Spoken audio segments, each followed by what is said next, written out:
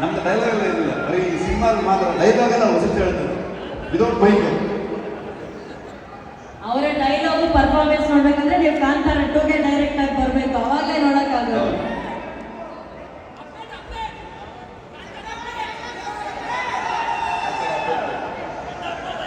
Update ಅಂತ ಹೇಳುವುದಕ್ಕೂ ಕೇಳುವುದಕ್ಕೂ ಸಮಯವಲ್ಲ, ಇದು lovely ಸಮಯ ಆಗಿರೋದ್ರಿಂದ ಇದಕ್ಕೆ ಹೇಳೋಣ ಈ ವಿಷಯ ಅಂತ. ಹರಿಪ್ರಿಯ ಅವರೇ, ನಿಮ್ಮ ಮಾತು. ರಿಷಬ್ ಅವರಿದ್ದಾರೆ ಲವ್ಲಿ ಚಿತ್ರದ ಬಗ್ಗೆ. ಎಲ್ರಿಗೂ ನಮಸ್ಕಾರ. Specially press and media